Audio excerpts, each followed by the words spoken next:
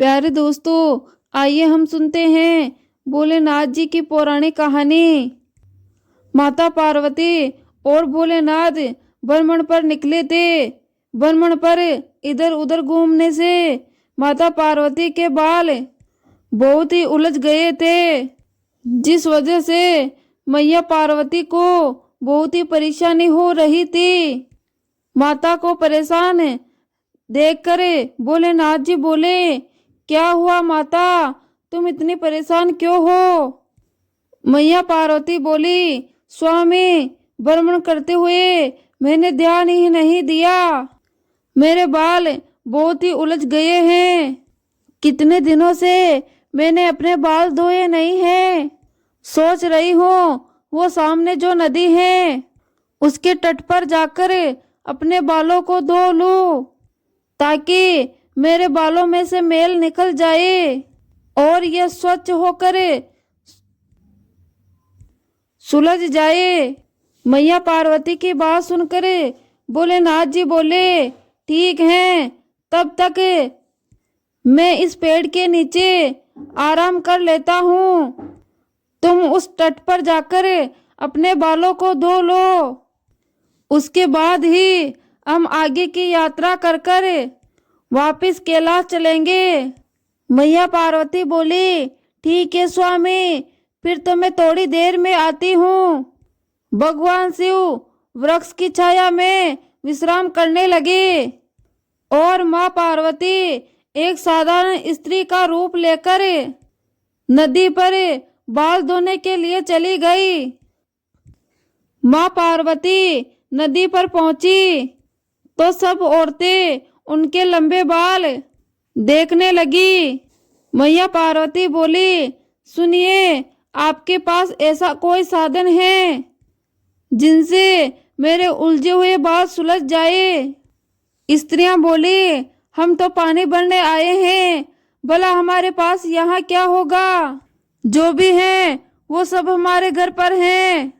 मैया पार्वती बोली, तो आप मेरी कोई मदद कर सकती हो, मुझे अपने बालों को सुलझाने की आवश्यकता है। क्या आप में से कोई मेरे बालों को सुलझा देगा?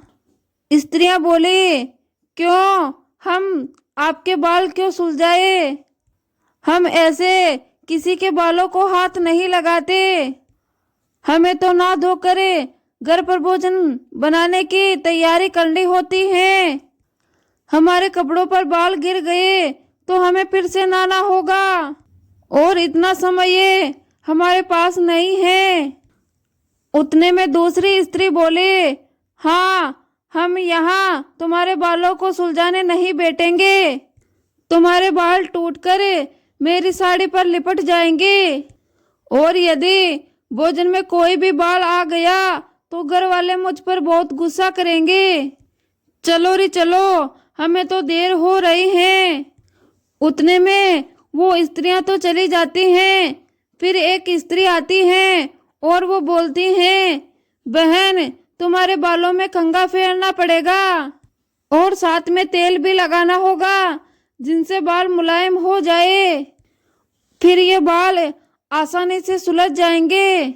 मैया पार्वती बोले, अच्छा, तो क्या तुम मेरे बालों को सुलझाने में मेरी मदद कर सकती हो?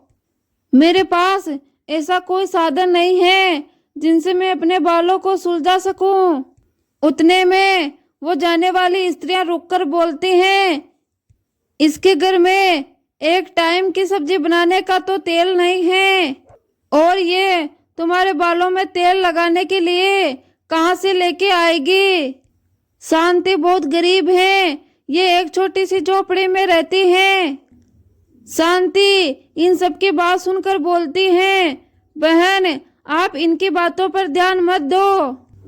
मुझ गरीब को तो ये सब बात सहने की आदत हो गई। बहन, मैं घर से तेल और कंघा लेकर आती हूँ। फिर शांति घर चली जाती हैं और कुछ ही देर बाद तेल और कंघा माता पार्वती के लिए लेकर आती हैं। उसने मैया पार्वती के बालों में थोड़ा तेल लगाया जिनसे बाल मुलायम हो गए। शांति बहुत ही प्रेम से मैया पार्वती के बालों को सुलझा रही थी। धीरे धीरे बाल सुलझने लगे। जैसे जैसे शांति बालों को सुलझाती तो थोड़े बाल उसकी झोली में भी गिरते। शांति बालों को देखकर हैरान रह गई। जो भी बाल उसकी झोली में गिरते वे सोने के होते जा रहे थे और मैया पार्वती मंद मंद मुस्कुरा रही थी और शांति इस चमत्कार को समझ नहीं पा रही थी। और अब माँ पार्वती के बाल पूरी तरह से सुलझ गए। घने लंबे सुंदर बाल, पर ये बाल सोने के क्यों बन गए? इसका भेद शांति को जानना था। अचानक खंगा पैर हुए। शांति को माँ पार्वती के सिर में पूरा ब्रह्मांड दिखाई देता है और माँ पार्वती अपने साक्षात रूप में आ जाती हैं। शांति हाथ जोड़कर बोलती हैं, माँ पार्वती आप और एक साधारण स्त्री के रूप में। मैया पार्वती बोली, हाँ बेटी, मैं तुम्हारी अपनी माँ पार्वती। तुमने मेरे बालों को कितना अच्छे से सुलझा दिया। तुम सचमुच में बहुत ही दयालु हो और सबकी मदद करने वाली हो, इसलिए मैं तुम पर बहुत ही प्रसन्न हूँ। बेटी, जो भी मनुष्य सदैव दूसरे की मदद करता है उन पर मैं प्रसन्न होती हूँ और अपनी कृपा बनाए रखती हूँ। मेरे अब ये बाल सोने में बदल गए हैं। अब तुम इस सोने को बेचकर अपने जीवन को सुखपूर्वक जियो। मेरे आशीर्वाद से अब तुम्हारे घर में कोई भी धन कमी नहीं होगी। सदा खुश रहो बेटी। शांति बोली, हे देवी मैया, आपकी सदा ही जय हो। जय माँ पार्वती, जय माँ पार्वती। इसके बाद माता पार्वती वहां से अंतर्ध्यान होकर भगवान शिव के पास वापस लौट आती हैं। अपने अच्छे स्वभाव के कारण शांति की किस्मत बदल गई और माँ पार्वती के आशीर्वाद से उसका जीवन सुख समृद्धि से भर गया। एक बार माँ पार्वती कैलाश पर्वत पर भ्रमण कर रही थी। तभी उनकी नजर पृथ्वीलोक पर पड़ी। सेठ जी, ये माल मैंने गाड़ी में से उतार दिया है। तो सेठ जी बोले, ये ले तुम्हारी आज की कमाई 200 रुपये। मजदूर बोला, पूरा दिन काम करके भी सिर्फ ये 200 रुपये की कमाई हुई है। अब इसमें से 50 रुपये दूध के, 50 रुपये सब्जी के और बाकी बचे 100 रुपये, जिन्हें पूरे 4 दिन चलाने हैं। सेठ जी पैसे गिनता है। हो गए पूरे 1 लाख रुपये। अब मैं इन्हें तिजोरी में रख देता हूँ।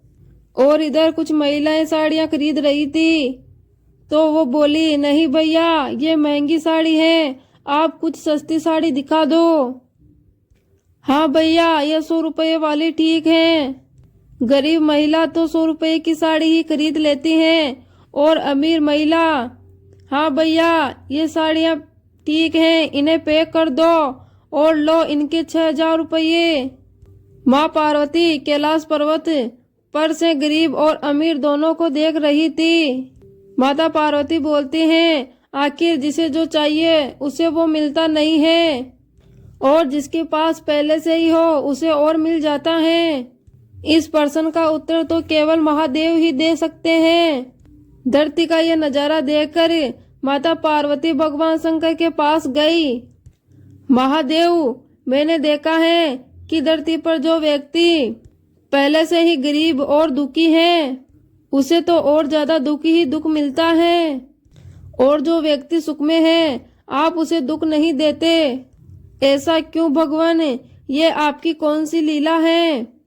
भोलेनाथ जी बोले, देवी पार्वती जी, आपको इस प्रश्न का उत्तर जानने के लिए मेरे साथ धरती लोक पर चलना होगा और वहाँ के प्राणियों का हाल चाल जानना पड़ेगा। वहीं पर इस प्रश्न का उत्तर आपको प्राप्त होगा। भगवान शंकर के कहे अनुसार कुछ देर बाद माता पार्वती और भोलेनाथ पृथ्वी लोक पर प्राणियों का हाल चाल जानने के लिए चल पड़े। तभी रास्ते में उन्हें एक गरीब पति और पत्नी का जोड़ा जाता हुआ दिखाई दिया। कमला, कुछ समझ में नहीं आ रहा, हमारी गरीबी पता नहीं कब दूर होगी। उस मंगल ने फिर एक नई जमीन खरीद ली। कमला बोली, सबका भाग्य एक जैसा नहीं होता है जी। उसके भाग्य में अमीर बनना लिखा है, हमारे में नहीं। भगवान की इच्छा होगी तो हम भी अमीर बन जाएंगे। पता नहीं कौन से जन्मों की अभी सजा भुगतनी पड़ रही है। ना जाने पिछले जन्म में हमने कौन से बुरे पाप किए थे। यह सब भोलेनाथ और माता पार्वती देख रही थी। माता पार्वती बोली, हे भोलेनाथ, आप इन्हें कुछ ही समय में अमीर बना सकते हैं। मेरे कहने पर स्वामी जी आप इन्हें अमीर बना दीजिए, ये बेचारे कितने दुखी हैं। भोलेनाथ जी बोले, देवी पार्वती जी, अभी इन दोनों के भाग्य में अमीर होना नहीं लिखा है। पार्वती जी बोली, महादेव जी, जब हम इन्हें धन दे देंगे तो इनकी गरीबी दूर हो जाएगी, फिर ये भी अमीर और सुखी हो जाएंगे। कृपा करके आप इनकी मदद कीजिए प्रभु। देवी पार्वती, मैं आपकी इच्छा अनुसार इन्हें धन प्रदान कर देता हूँ, लेकिन उस धन का इनको मिलना या ना मिलना इनके कर्मों पर निर्भर करता है। पार्वती जी के कहने पर भोलेनाथ जी सोने से भरी 10 रुपयों से भरी एक पोटली उस रास्ते में डाल दी। पोटली से कुछ दूरी पर कमला की नजर गुजरते हुए एक अंधे व्यक्ति पर पड़ी। सुनो जी, हम तो गरीब हैं इसलिए दुखी हैं, लेकिन ये सामने वाला व्यक्ति तो नेत्रहीन है। एक बात समझ में नहीं आई, ये नेत्रहीन लोग अपना जीवन यापन कैसे करते हैं। हाँ, बड़ी मुश्किल होती होगी कमला इन बेचारे अंधहीन लोगों को। कमला बोलती है, चलो आज हम भी अंधों की तरह चलकर देखते हैं ये कैसे जीवन जीते हैं। कमला और सूरज अपनी आंखों को बंद करके एक दूसरे का हाथ थामे हुए आगे चलने लगे। सोने की पोटली रास्ते में ही पड़ी रह गई और वे दोनों उसके करीब से गुजर गए। भगवान शिव बोले, देखा माता पार्वती, इनके भाग्य में अभी गरीबी ही लिखी हुई है। अब हम कुछ दिन तक धरती पर ही रहेंगे। यहाँ हम मनुष्य रूप में रहकर आपके मन की सभी जिज्ञासाओं को दूर करना चाहता हूँ।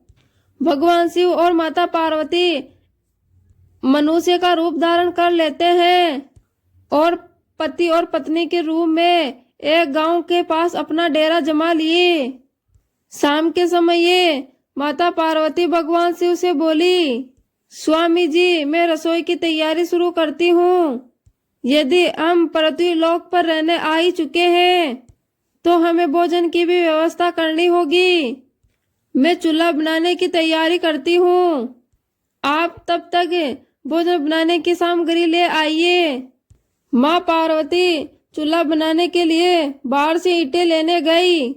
चूल्हा बनाने के लिए मुझे ईंटों की जरूरत है। ये जर्जर और टूटा मकान दिखाई दे रहा है, इसकी ईंटें मेरे काम आ जाएगी, मैं इनको ही ले लेती हूँ। चूल्हा तो बनाकर तैयार कर लिया, महादेव आते ही होंगे। अजी आप आ गए, ये देखिए मैंने चूल्हा तैयार कर लिया। पर आप खाली हाथ क्यों लौट आए स्वामी जी, भोजन कैसे बनेगा। देवी पार्वती, अब सामग्री की कोई आवश्यकता नहीं है, क्योंकि जिस प्रश्न का उत्तर हम धरती लोक पर ढूंढने के लिए आए थे तो उसका उत्तर आपको स्वयं मिल गया है। मैं कुछ समझी नहीं स्वामी जी, मेरे प्रश्न का उत्तर मेरे समीप ही है। हाँ देवी पार्वती, आप यही जानना चाहती हैं ना कि इस पृथ्वी पर क्यों गरीब लोग ज्यादा दुखी रहते हैं और ज्यादा ही परेशान होते रहते हैं। अच्छा, आप ये बताइए, आप इस चूल्हे को बनाने के लिए ईंटें कहाँ से लेकर आई हो? प्रभु, इस गांव में बहुत से ऐसे घर भी हैं जिनका रख रखाव सही से नहीं हो रहा है। उस पुराने घर की जर्जर हो रही दीवारों में से मैं इन ईंटों को लेकर आई हूँ।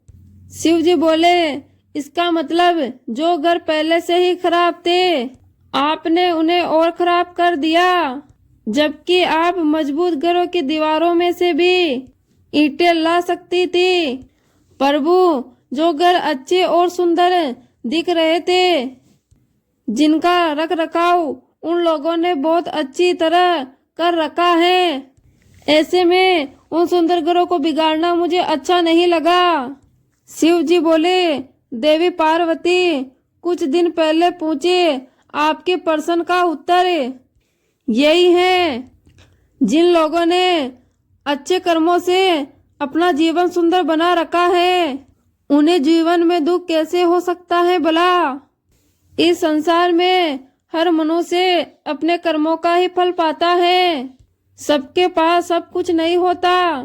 मनुष्य के पिछले कर्मों का जन्म उसे अगले जन्म में भुगतना ही पड़ता है। यदि उस मनुष्य को अपने जीवन को इस जन्म और आने वाले जीवन में सुखी बनाना चाहता है, तो उसे सदैव ही पुण्य कार्य करते रहना चाहिए, ताकि हमारे कर्म उसमें जुड़ते रहे। आपको ज्ञात है, उस मार्ग में वो नेत्रहीन व्यक्ति। माता पार्वती बोली, हाँ स्वामी जी, मुझे ज्ञात है। वो देखे देवी पार्वती, उसके पास धन दौलत वैभव किसी की भी कोई कमी नहीं है, परंतु उसकी आंखों का इलाज नामुमकिन है। उसके पिछले जन्म के कर्मों से जुड़ा है। इसने पिछले जन्म में जानबूझकर किसी व्यक्ति की आंखों की रोशनी छीन ली थी, इसलिए ये इस जन्म में नेत्रहीन हो गया। लेकिन इसके कुछ पुण्य कार्यों की वजह से ये अमीर बना, और वो गरीब पति पत्नी। स्वामी जी, देवी, वो पिछले जन्म में एक कंजूस सेठ सेठानी थे, जो कभी भी कोई दान पुण्य नहीं करते थे, इसलिए उन्हें इस जन्म में गरीबी साथ में दुख मिला। लेकिन इन दोनों का अच्छा कर्म आगे का जीवन इन्हें सुखी बना सकता है। इस धरती पर कोई भी मनुष्य पूरी तरह से सुखी नहीं है देवी। हर मनुष्य के पास कोई ना कोई दुख और कोई ना कोई समस्या जरूर है। मुझे उत्तर मिल गया है स्वामी जी। इस पृथ्वी पर जीवन सुखपूर्वक जीने के लिए मनुष्य को अपने द्वारा अच्छे कर्म करने चाहिए, ताकि उसे उसके पिछले जन्म का कर्मों का फल भुगतना ना पड़े। फिर अपने प्रश्नों का उत्तर पाकर माता पार्वती और भोलेनाथ अपने असली रूप में आकर कैलाश पर्वत वापस लौट जाते हैं।